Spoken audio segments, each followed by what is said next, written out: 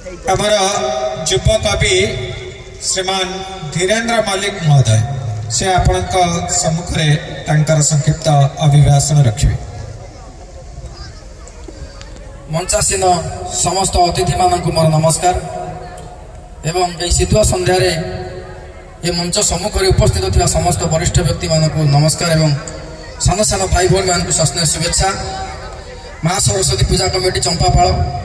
दीर्घ 3 वर्ष हम ये आसूची ये अनुष्ठान समस्त कर्मकर्ता एवं युवक भाई मानक बहुत बहुत धन्यवाद जनाऊँ मत ये निमंत्रण कर विशेष भाव धन्यवाद जनाऊँ मोर बंधु दीपू बाबू को जे कि मत 5 वर्ष निमंत्रण कर श्रद्धा कथा रखिकी मुझे आसूची। आज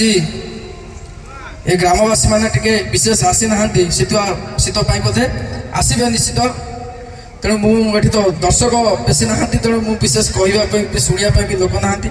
विशेष किसी मुझे कहबी खाली एति कहबी ये अनुष्ठान टी दीर्घस्थायी हो समस्त श्रद्धा सहयोग चालू सब युव बंधु भाई माने ये अनुष्ठान को निज समर्पण बा निज अनुदान बंचाई रखु एवं यही अंचल नूतन कलाकार सृष्टि करने उद्देश्य जो सांस्कृतिक कार्यक्रम आयोजन करुँच बहुत बहुत धन्यवाद जनइबी कारण कला को भल पाता मनीष ही बुझे कलार महत्व। दीपू बाबू जड़े कलाकार ये ग्राम बहुत कलाकार अच्छा तेणु से एभली एक आयोजन करुँच सबू अभिभावक बा गार्डियन माने जो मैंने अच्छा मु समस्त को कहबी जे निज पिला मानू कला बा जड़े कलाकार हाँपाई छाड़तु जोटे कला शिक्षादान दि जाऊँगी डांस स्कूल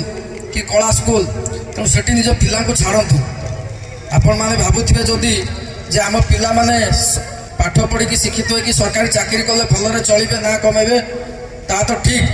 किंतु ताठू अधिक कलाकार माने ही ना कमाउछंती कलाकार माने ही अयस जीवन यापन करुछंती समस्ते भल रोचंती भल इनकम करुछंती आमे देखुछे से बॉलीवुड हो कि हॉलीवुड हो समूह अभिनेता माने बड़ बड़ गाड़ी चढ़ुछंती बड़ बड़ घर करुछंती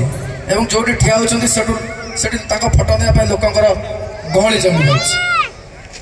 कारण जो गोटे कलेक्टर ठिया होते दर्शक भिड़ जमुनी कि जो गोटे प्रिंसिपाल लेक्चर रोचे से कारण कलाकार जन सेलिब्रिटी बेसी लोकप्रियता हासिल करे तेणु समस्ते मरवे दिन ना दिन किंतु कलाकार के मरवे तो निश्चित के क्या हृदय सब समस्त हृदय से जीवित रे तेणु विशेषकर सब अभिभावक मैंने कहबी कलार प्रचार प्रसार ये एक आयोजन कर समस्त धन्यवाद विशेष किसी कहबी जो जय हिंद।